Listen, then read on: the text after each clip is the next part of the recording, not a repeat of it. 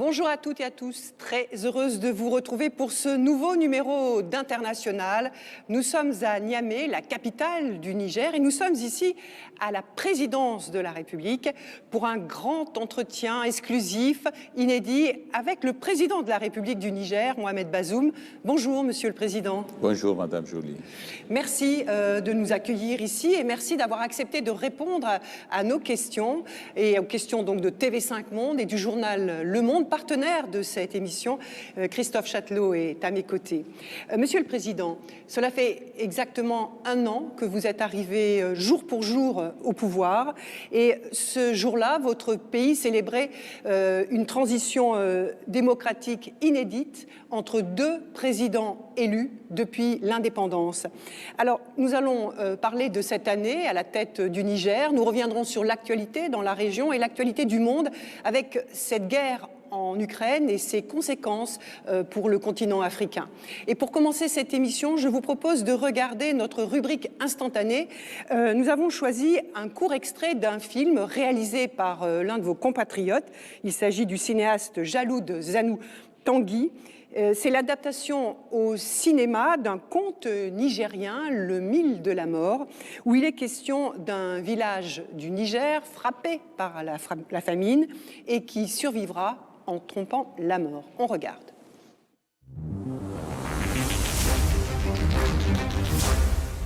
Ina kuke masaje, ina kuke masaje,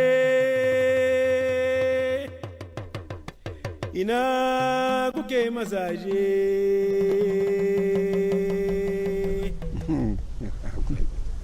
Akwai hatsi, ni malam Bahaushe yau na zo wajenki. Mazaje da yawa an gaji. Kowa ya zo bai samu sakamako ba. Tashi! Na zo gurinki mu yi zance. An ce kina da tarin hatsi mai yawa. Na zo ki bani in je in ci da iyalaina. Yunwa ta kashe mu. Monsieur le Président, la famine nous tue, dit cette femme dans cette fiction. Il y a quelques jours, la directrice générale du FMI, le Fonds monétaire international, a dit, je la cite, « La guerre en Ukraine signifie la faim en Afrique ». Et le secrétaire général des Nations Unies, Antonio Guterres, lui a eu ces mots. Il dit redouter un ouragan de famine dans le monde. Alors, est-ce que la guerre en Ukraine peut accentuer l'insécurité alimentaire dont souffre déjà votre pays ? Oui, pas du tout, Madame, parce que on le sent déjà, il y a un contre-coup qui se traduit par un renchérissement des denrées alimentaires, du fait que l'Ukraine est déjà un pays grand exportateur de blé, c'est le cas aussi de la Russie, mais en plus, ce sont tous les moyens de transport qui vont se ressentir justement de cette crise et avec le prix de l'énergie.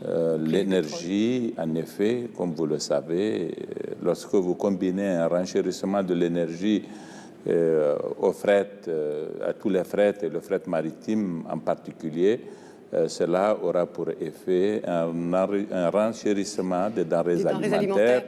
Et le Niger est un pays continental qui est très loin de la mer et les coûts de transport entrent pour une proportion importante dans le prix de vente des céréales. Tout cela pour le Niger dans le contexte d'une année qui a été déficitaire sur le plan pluviométrique et qui avait généré une situation insécuritaire très grave de la nature des années où nous avons connu les situations les plus difficiles. Oui, il y a déjà plusieurs millions de personnes dans votre pays qui sont dans cette situation d'insécurité alimentaire, due à ce que vous venez d'évoquer.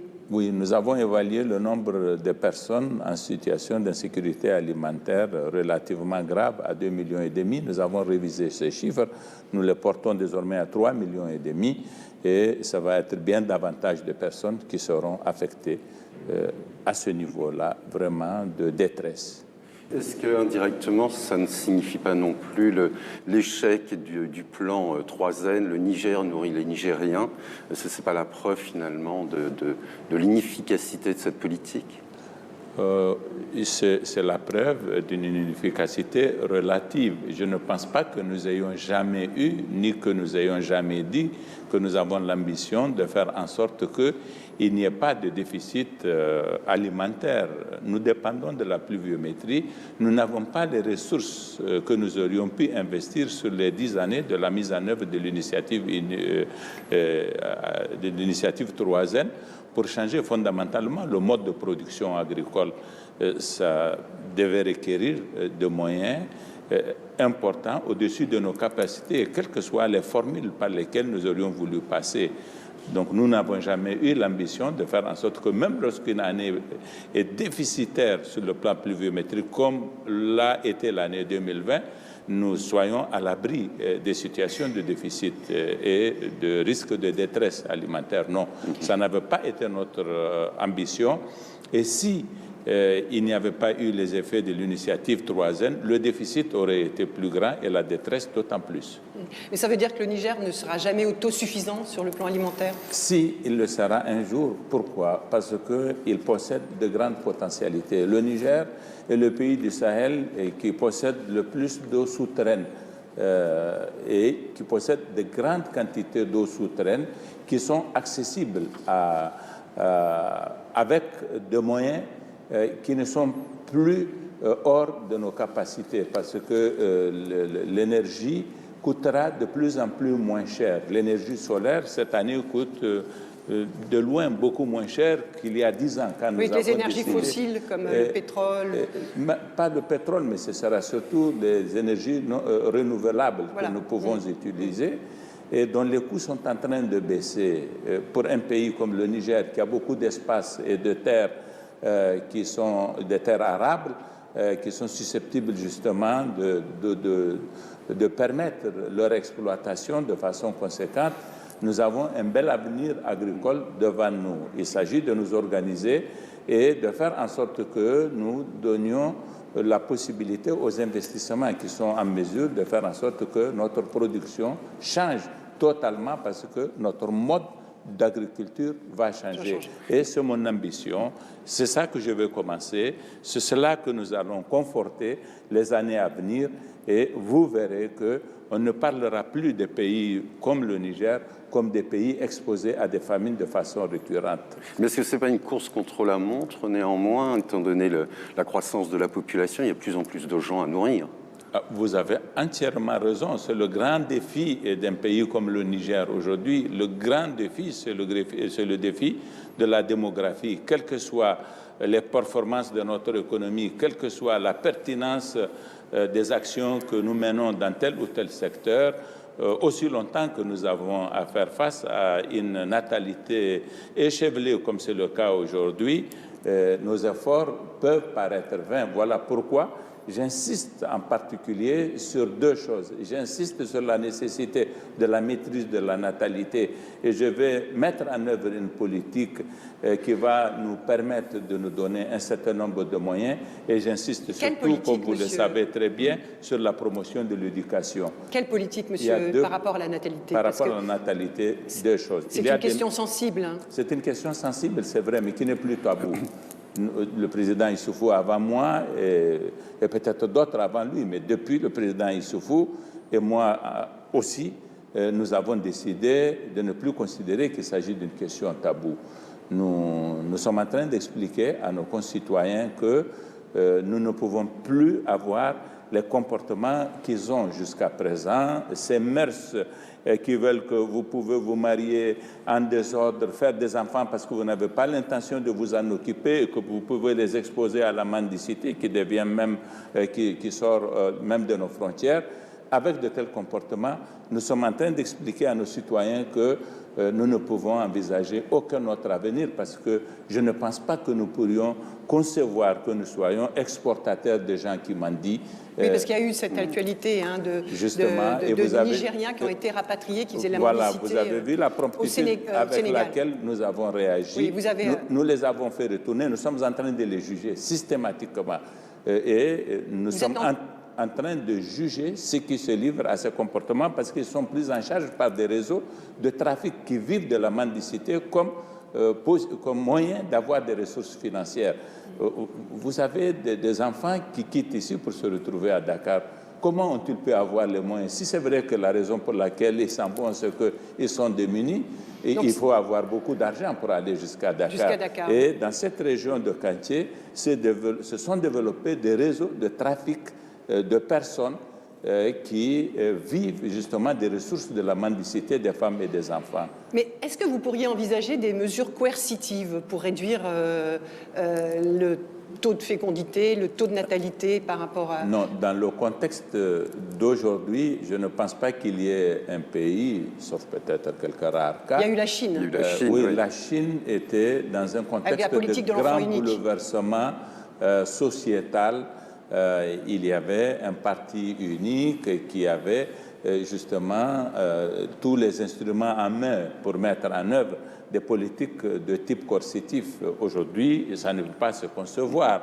Nous sommes des régimes d'extraction démocratique et évidemment, si nous devrions avoir des ambitions pour mener des politiques de nature à avoir un impact sur le comportement des personnes, ça doit passer par la pédagogie, mais ça doit passer par la pertinence des moyens qu'on utilise à cet effet.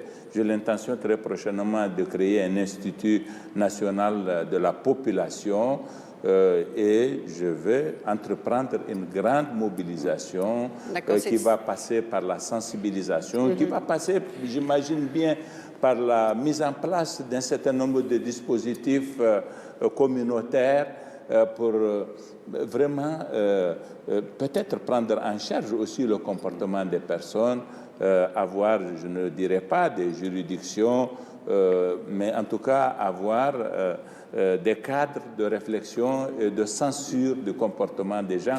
Je réfléchis un peu à haute voix. C'est une question qui nous impose de sortir des sentiers battus. Quel taux de croissance démographique est supportable pour le Niger? Écoutez, le taux de supportable, c'est celui qui peut nous permettre d'envisager une transition démographique. Donc, même avec un taux de 2,5%, on amorce la transition démographique. Même avec un taux relativement plus élevé, de 2,6, 2,7%, nous serions dans une transition démographique. Au lieu de 7 à peu près aujourd'hui. Comment? Au lieu de 7? Non, aujourd'hui, nous sommes à 3,9, un 7, peu c'est le taux de fécondité. C'est le taux de fécondité, c'est le taux moyen synthétique d'enfants par femme. Et le taux de natalité, c'est 3. Voilà, c'est 3,9. Ces derniers temps, les statistiques font état d'une relative baisse. Nos statistiques ont besoin d'être affinées. Voilà. Moi, je pense que ce sont des chiffres qui sont sujets à caution pour le moment. Au fond, c'est tout ça que nous allons repasser. Alors, Monsieur le Président, avant de poursuivre cet entretien, je vous propose de revenir sur votre itinéraire avec notre focus. C'est un focus qui est signé Florent Krebseg et Julien Bouliès. Un sourire chaleureux, un sentiment d'affabilité, mais une gestuelle vive et ferme. Les attributs nécessaires réunis pour l'homme politique en campagne, avec en prime une promesse que chacun jugerait démesurée. Nous allons faire une grande révolution en Afrique. En attendant la révolution africaine, vous êtes à l'origine d'un vrai changement dans votre pays, la fin du vote communautaire. Vous êtes élu président en étant issu d'une ethnie arabe ultra-minoritaire, surtout présente en Libye. Votre mentor, le président Issoufou, vous confie la Constitution en guise de passage de relais. Puisse Dieu nous venir en aide. 30 ans de vie politique, ministre des Affaires étrangères, de l'Intérieur, 5 mandats de député et depuis un an, jour pour jour, l'immense tâche de redresser un pays en proie à la pauvreté et la violence. Les violences. Celle de l'Ouest, l'État islamique au Grand Sahara, du Sud-Est avec Boko Haram et le banditisme, sans oublier le Nord-Est proche de la Libye, ses trafics d'armes et ses organisations criminelles. Concernant la Libye, vous étiez l'un des rares à ne pas vous réjouir à la vue de ces images de la chute de Kadhafi et craindre ouvertement le chaos que cette disparition était susceptible d'entraîner. Difficile, dites-vous, de lutter seul contre ce chaos. Et malgré les oppositions à l'intérieur comme à l'extérieur du Niger, vous assumez l'aide de Paris. De tous les pays qui sont engagés à nos côtés dans la lutte contre le terrorisme. Aujourd'hui, la France est le pays qui consent le plus de sacrifices. La France et Barkhane, qui quitteront le Mali, devraient, selon les mots d'Emmanuel Macron, venir muscler Niamey. Il vous faudra donc convaincre les plus réticents, avec la promesse d'un débat national, par le biais également de votre force de frappe sur les réseaux sociaux. Une rareté dans le milieu politique nigérien. Autre singularité, votre amour pour la philosophie. En lisant Platon, une phrase ne vous a sans doute pas échappé. Il faudrait, pour le bonheur des États, que les philosophes fussent rois ou que les rois fussent philosophes. Monsieur le Président, on sait que l'éducation est un marqueur très important pour vous, pour développer votre pays. On vient de parler des questions d'insécurité alimentaire. Il y a une autre question qui est l'insécurité de votre pays du fait de la présence de ces groupes armés à vos frontières et qui parfois font des incursions. Il y a beaucoup d'écoles qui sont fermées. Il y a des endroits où il y a 600 écoles, notamment dans la région de Tillabéri. Comment permettre l'instruction quand il n'y a pas la sécurité? Comment faire? Il faut faire deux choses. D'abord, il faut faire en sorte que l'insécurité soit éradiquée. C'est ça notre objectif pour lequel nous sommes constamment mobilisés. Il faut, en attendant que cela soit possible, faire en sorte qu'on use de formules qui permettent de sauver la scolarité au maximum des enfants dont les écoles ont été fermées par la force des choses. Et à cet égard, nous sommes en train de créer des centres de regroupement des écoles des villages qui se sont déplacés. Et ces centres-là sont en train de fonctionner dans certaines parties des zones qui ont été affectées par l'insécurité. Nous sommes en train de faire aussi beaucoup d'autres choses qui consistent à réconcilier les communautés entre elles et travailler au retour des villageois qui se sont déplacés. Dans la zone du Zarmaganda, qui a été la zone affectée la première, ce travail il est en train d'avoir ces résultats parce que bien des villages qui se sont déplacés sont en train d'être réinvestis par leurs habitants et toutes les écoles aussi vont rouvrir. En revanche, nous avons beaucoup plus de problèmes du côté de notre frontière avec le Burkina Faso, à l'ouest, où délibérément les terroristes s'en prennent pour des raisons idéologiques aux écoles et mettent un point d'honneur à faire en sorte qu'elles ne puissent pas continuer. Là, nous sommes en train de créer le rapport de force militaire qui nous permet de sécuriser tous les villages et rouvrir par conséquent toutes les écoles. On a vu au Burkina Faso notamment que les autorités burkinabées n'ont pas réussi à inverser cette dynamique et que les écoles continuent de fermer. Qu'est-ce qui vous différencie du Burkina et pourquoi est-ce que vous réussiriez là où eux ont échoué, là où les Maliens également ont échoué? Je voudrais vous faire noter que nous sommes en proie à cette guerre. Ça fait déjà plus de 7 années. Le Burkina en a été affecté bien plus tard. Et notre armée n'a pas eu le même comportement que ni l'armée malienne ni l'armée burkinabé. Nos communautés n'ont pas eu davantage le même comportement, pas plus que les autorités.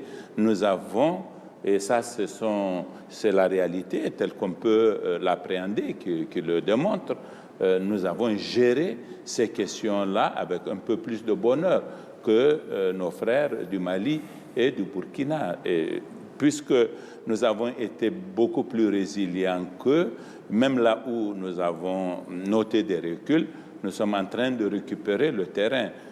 Donc voilà quelques facteurs qui peuvent expliquer la différence des situations. Mais la différence des situations, elle est notable de toute façon. C'est très clair. Nous avons une seule mairie qui s'est déplacée dans la région frontalière avec le Mali. Du côté de Boko Haram, nous n'avons aucune mairie qui a bougé et nous sommes en train de travailler à ramener toutes les populations. Oui, il y a des populations qui étaient déplacées, qui retournent. C'était d'ailleurs aussi l'un de vos engagements pendant la campagne présidentielle. D'ailleurs, à ce titre, on a appris la libération de 9 prisonniers considérés comme des chefs terroristes. Ils appartenaient notamment, vous venez de le citer, au groupe Boko Haram. Vous avez dit que vous recherchiez la paix et la réconciliation dans les villages, vous venez d'en parler également.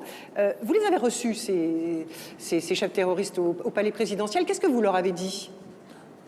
On va un peu clarifier les choses. D'abord, non, avec Boko Haram, nous n'avons jamais eu de démarche qui consiste à créer les conditions d'un quelconque dialogue, parce que Boko Haram est un phénomène typiquement nigérien.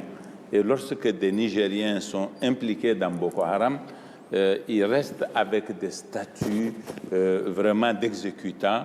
Nous n'avons jamais pu percevoir d'acteurs qui étaient dignes que nous leur disions est-ce que nous ne pouvons pas dialoguer et les inviter au dialogue. Ce que nous faisons avec Boko Haram, c'est de créer un rapport de force qui puisse avoir pour effet la démobilisation des soldats. Un rapport de force militaire? Un rapport de force militaire, oui.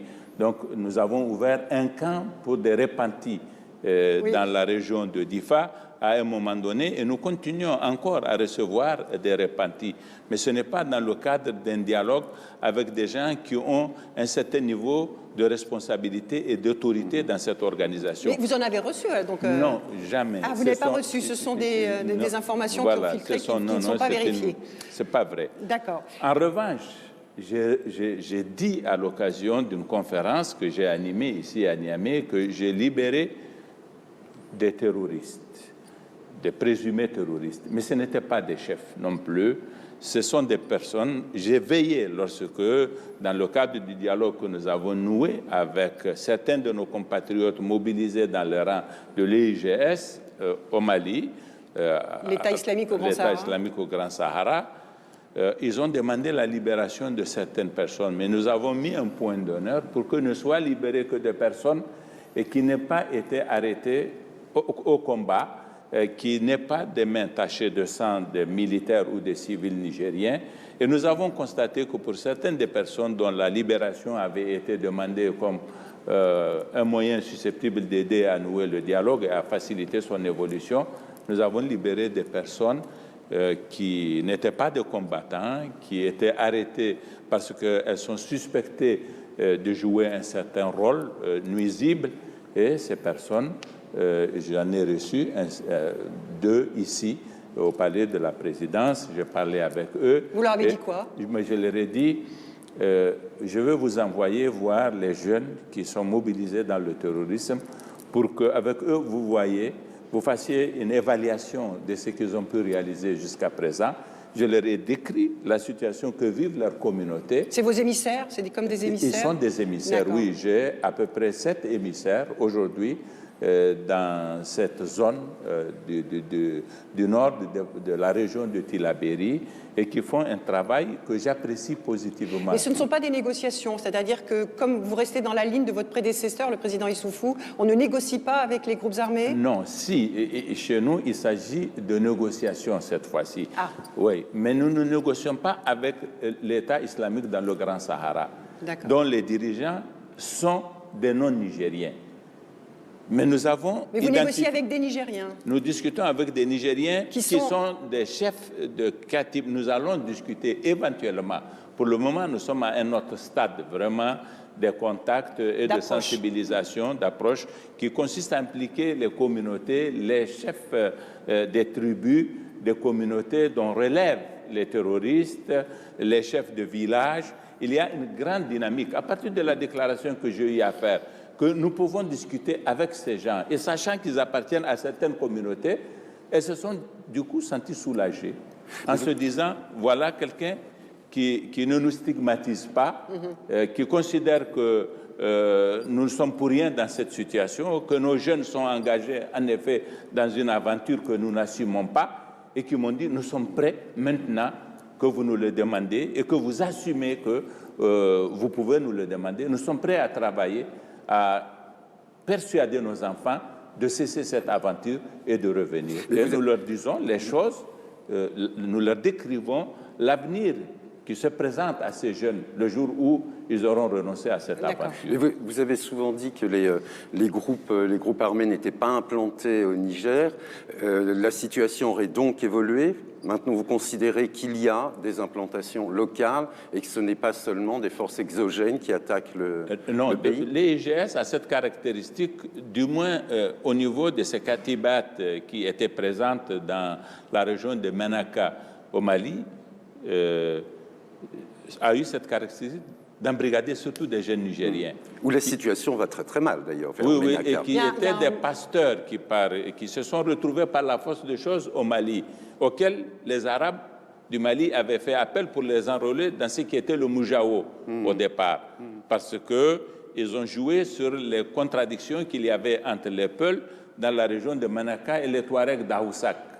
Et nous, par la suite, ça s'est étendu, ça s'est malheureusement métastasé, et c'est beaucoup de jeunes Nigériens qui sont allés. Ils ont leur base, c'est bien connu par tous les experts et tous les militaires. Les bases restent au Mali, mais vous avez, le long de notre frontière, des emprises où il faut reconnaître qu'on peut avoir des katibas qui n'ont pas, je vais dire, des bases très solides. Lorsque notre armée se rend dans la zone, il escalade la frontière pour se retrouver sur le territoire malien. Et à tous, et à ceux qui opèrent à partir du Mali, et à ceux qui sont à la frontière sur des emprises sur notre territoire, nous sommes en train de donner cette occasion, avec l'offre que nous avons faite, de discuter et de leur demander de revenir.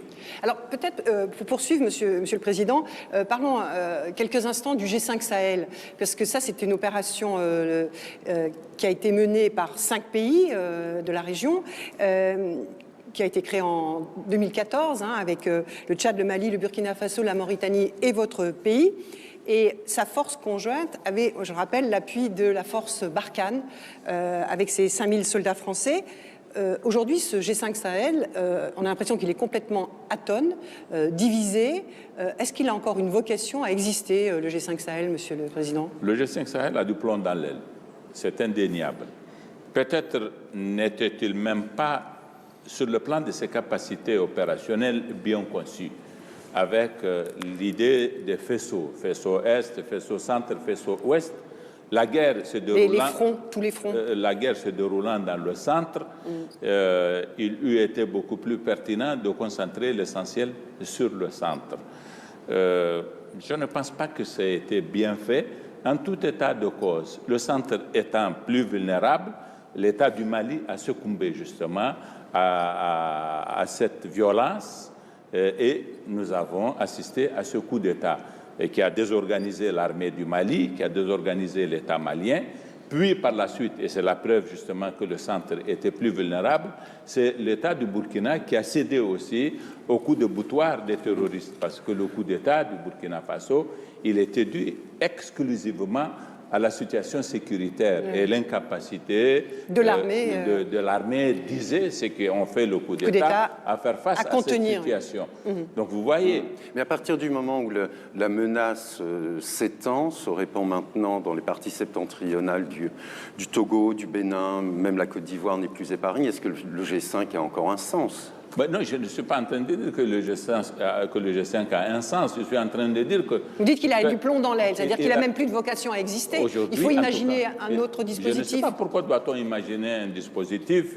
Il faut envisager de modes d'opération pertinents qui peuvent combiner des armées de pays différents dans le cadre de choses qui peuvent se concevoir immédiatement et être mises en œuvre. Avec l'armée malienne L'armée malienne, pour le moment, elle a ses difficultés réelles parce que le centre du Mali, où elle opère le plus, lui donne beaucoup de fil à retordre. Le nord, un peu loin pour l'armée malienne, elle s'y déploie, mais de façon totalement insuffisante. Donc le Mali, pour le moment, a beaucoup de difficultés, malheureusement. Puisque vous parlez du Mali, Monsieur le Président, vous avez sans détour critiqué les 2 coups d'État militaires. Le ton est même beaucoup monté entre vos 2 pays. Vous avez même tweeté le 21 mars dernier à propos de la mort à Bamako de l'ancien Premier ministre malien qui était emprisonné, Soumeilou Boubèye Maïga, qu'un tel assassinat, ce sont vos mots, relevait d'une autre ère. Vous considérez donc que les autorités maliennes ont délibérément provoqué la mort de l'ancien Premier ministre ? C'est pas comme ça. C'est ce que vous avez écrit. Non, mais je considère que ce n'est pas concevable qu'on garde quelqu'un dont on sait que l'état de santé peut conduire à une mort fatale, le garder en prison jusqu'à ce qu'il meure. En Afrique, en tout cas, notre culture commande que face à une situation humanitaire de ce genre, on ait une autre réaction. Ce pouvoir au Mali, pour vous, Monsieur le Président, il est illégitime, il doit se retirer, et pourtant, il est populaire auprès des populations. Comment vous l'expliquez ? Je ne suis pas sûr qu'il soit populaire. Comment peut-on savoir qu'il soit populaire ? Moi, je pense... Il n'y a pas de grandes manifestations. Oui, mais ça aussi, on peut savoir comment ça se passe. Vous savez, dans le contexte de nos pays qui ont été fatigués par des promesses qui n'ont pas été tenues, il y a un grand désenchantement aujourd'hui et puis une certaine fatalité à laquelle se soumettent les citoyens. Si surtout par ailleurs on prend la précaution de leur dire que même si vous êtes malade, vous pouvez mourir en prison, je pense que c'est de cette façon plutôt qu'il faut comprendre les choses. L'organisation régionale, la CEDEAO, a pris des dispositions très très fermes, comme jamais auparavant peut-être. On a l'impression que ça ne change pas grand-chose. Est-ce que comment la CEDEAO pourrait-elle être plus efficace et comment imaginer que la junte rende d'elle-même les clés du camion ? D'abord, ces mesures-là avaient été prises contre le gouvernement malien issu du coup d'État de mars 2012. Mais ce régime avait cédé aussitôt, n'avait pas envisagé de bras de fer avec la CEDEAO. Les mêmes menaces ont été annoncées, elles ont été agitées à l'occasion du premier coup d'État de l'année 2020 du régime actuel. Mais il y a eu un accord. C'est pour la première fois que ces menaces de la CEDEAO sont appliquées. Ce régime, au lendemain de l'annonce de ces mesures, a fait la proposition de rester 5 ans. Et il y a 2 semaines de cela, il a proposé 2 ans. Ça veut dire que ça a un effet. On ne peut pas dire que ça n'a pas d'effet. Est-ce que ça ne risque pas de les jeter un peu plus rapidement dans les bras de la Russie, par exemple ? Mais nous, avec la force Wagner qui mais est nous, présente. ce n'est pas notre affaire qu'il soit avec la Russie ou avec un autre. Ce que nous disons, c'est que le Mali doit organiser des élections sous une échéance la plus rapide possible. Ça vous inquiète, cette force Wagner au Mali, en Centrafrique ? Qu'est-ce que vous en dites ? D'abord, nous n'avons pas beaucoup trop de connaissances sur Wagner. Nous n'avons pas les mêmes... C'est une force paramilitaire les mêmes avec des informations dont vous disposez en Occident. S'il s'agit de louer les services d'une société de sécurité privée, nos États à nous n'en ont pas le moyen. Sachant que ce qui se donne comme... C'est juste une question de moyens. C'est juste une question de moyens. Mais aussi, oui, pour pas nous, de philosophie. Mais pour nous, ce n'est pas des problèmes d'éthique forcément. Je veux dire, moi, je suis très réaliste. Je vois la chose sous un angle purement réaliste. Est-ce que l'argent que je pourrais donner à une telle société, je ne ferais pas mieux de le consacrer pour mon armée de façon à accroître ses capacités? Et puis, cette société est réputée pour un comportement qui n'est pas de nature à favoriser la paix non plus, qu'au contraire, des agissements... Elle est soupçonnée d'exaction. Comme on les décrit, sont de nature à créer une tension encore plus forte et rendre la paix encore plus problématique. Voilà les angles sous lesquels nous pouvons percevoir cela et à partir desquels nous nous disons que ce n'est pas une bonne chose d'envisager le recours à de tels moyens. Alors, la France a annoncé son retrait de la force Barkhane du Mali et on a entendu le président français Emmanuel Macron dire qu'il allait muscler Niamey en contrepartie de ce retrait. Il y a des préparatifs en ce moment sur le déploiement au Niger d'une force militaire française. Ça, c'est la première question que j'aimerais vous poser. Et puis, j'ai envie de vous demander aussi si accueillir un dispositif militaire français renforcé sur votre territoire, est-ce que ce n'est pas aller contre votre opinion? Parce qu'on a vu ce convoi français qui a été caillassé, attaqué dans l'ouest du Niger à Terra. D'abord, l'agenda de la réarticulation des forces européennes, Barkhane, du Mali vers les autres pays... Barkhane, c'est français. Oui, européennes et Barkhane, je veux dire.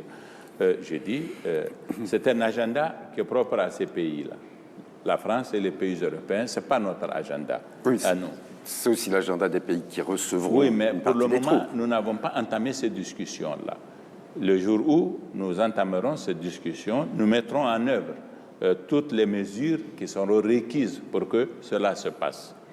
Nous sommes sans complexe. C'est-à-dire qu'ils le font sans concertation? Enfin, la France le fait sans concertation pour l'instant? Non, mais je ne pense pas qu'ils soient en train d'envisager de venir ici directement. Ils sont en train de se préparer à quitter le Mali.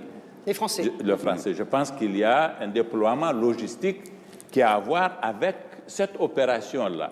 Ils sont, j'imagine, à ce stade-là, puisque pour le moment, ils ne nous ont pas contactés pour que nous ayons ni une discussion à caractère politique, ni une discussion à caractère technique et opérationnel. Il n'y a pas d'échange entre vous en ce moment? Non. Le chef d'état-major des armées, oui, mais c'était hier qu'il est venu. C'était hier. Peut-être que ces discussions vont commencer à partir de ce moment-là.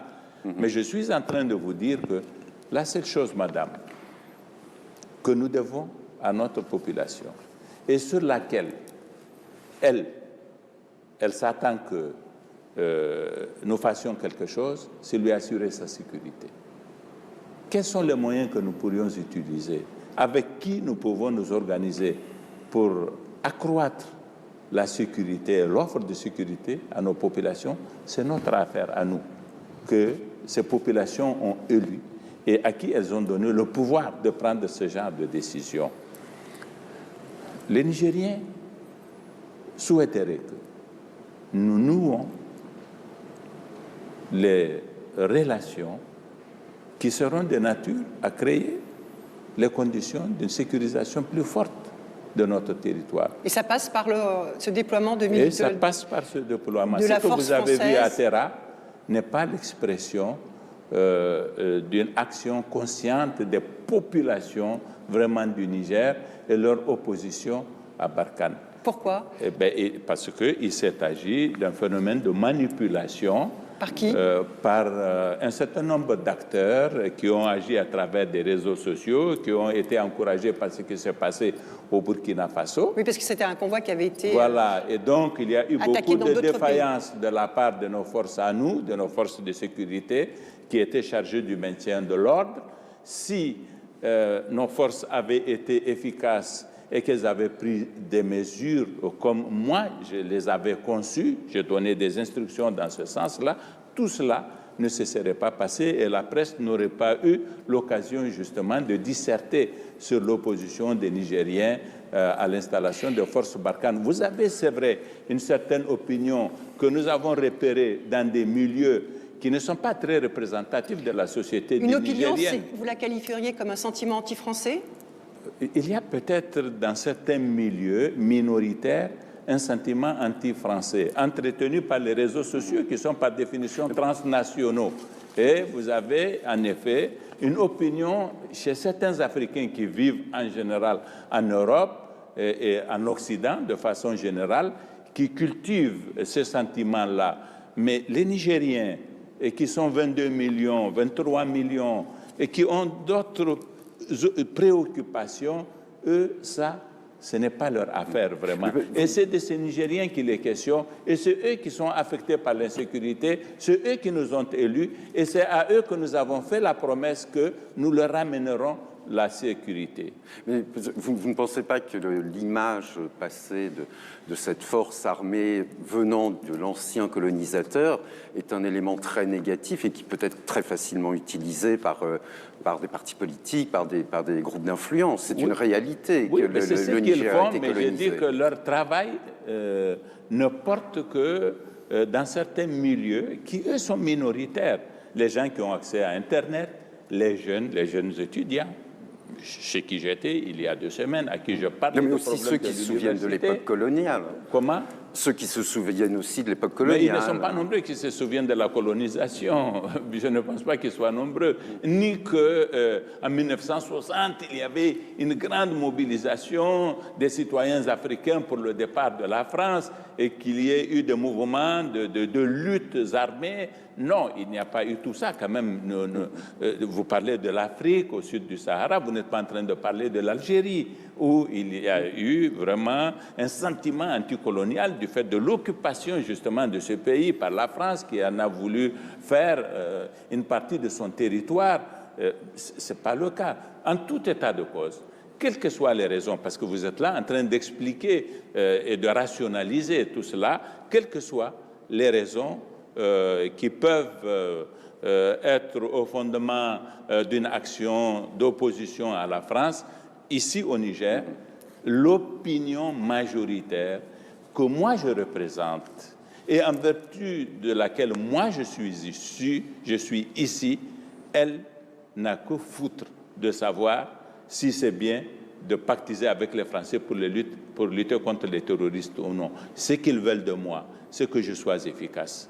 Et si je leur dis qu'avec les Français, c'est une bonne chose, et nous allons aller avec eux et avec les Européens. Et vous le pensez? Ils me créditent, ils me font crédit de ce que j'ai dit, et ils attendent de voir à charge pour moi de faire en sorte que ce que j'ai fait comme promesse se réalise par la suite. Oui. C'est un sacré défi, hein, Monsieur le Président. C'est un sacré défi, c'est un sacré défi. Pour moi avant tout, pour nous Nigériens, autorités nigériennes avant tout, et puis c'est un défi pour nos partenaires aussi. Il faut que nous soyons efficaces, nous, eux. Il faut que nous n'échouions pas, il faut que nous réussissions. Mais la réussite va dépendre de nous d'abord. Eux, ils viendront en appui de ce que nous allons faire. Et donc leur vocation ne sera jamais de se substituer à nous, ils n'en ont pas les prétentions. Nous n'attendons pas davantage. Et c'est ça que moi je déplore chez certains Africains, que ce soit les Européens qui fassent le travail à notre place. Il y a là l'expression d'un complexe très caractéristique. Parce qu'on dit, vous voyez, ça fait combien d'années que Barkhane est là, mais les choses n'ont pas changé. J'ai dit, l'EUTM a formé 40 000 soldats maliens. C'est sur eux que nous devons compter. Barkhane, c'est 3 000 personnes. Et combien opérationnels? Combien sont opérationnels? Ils ne sont pas très nombreux, avec des règles d'engagement qui leur sont très caractéristiques, que nous savons. Donc nous n'attendrons jamais de nos partenaires qu'ils fassent le travail à notre place. Mais ils ont aussi un rôle à jouer. Et dans le rôle qu'ils ont à jouer, ils sont capables de nous venir en appui de façon conséquente. Voilà l'articulation que moi, je vois entre leur action et notre action à nous. L'intellectuel franco-camerounais Achille Mbembe considère que Barkhane, c'est aussi sert à l'armée française comme terrain d'expérimentation, comme laboratoire grandeur nature pour expérimenter de nouvelles techniques de guerre. Et, son armement. Son armement, est-ce que vous partagez cette opinion ou... Achille Mbembe est un professeur qui travaille dans un laboratoire. Moi, je suis président de la République et j'agis concrètement. Je vais à Bani Bangou, je vais à Baroua, je vois les yeux des personnes qui me regardent, je lis dans leurs yeux leur détresse et je suis appelé à faire en sorte que je les règle leurs problèmes. Vous comprenez que nous n'avons pas la même vision. Moi, je n'ai pas le luxe d'aller porter ce genre de questionnement et trouver des explications. Non, moi, je suis très pratique, tout simplement. Pragmatique. Et pragmatique. Monsieur le Président, pour poursuivre cet entretien, vous vous définissez comme un militant de la démocratie. Je voudrais que nous écoutions ensemble un court extrait du discours qui a été prononcé par Dmitri Muratov. C'est lors de la remise de son prix Nobel de la paix à Oslo le 10 décembre dernier. Il est journaliste, il est russe. Ça nous renvoie à une actualité très présente. Il est rédacteur en chef de Novaya Gazeta, hein, ce journal qui a dit des choses très fortes sur le régime du président Poutine. Ces derniers jours, il a même dû suspendre son activité. On l'écoute.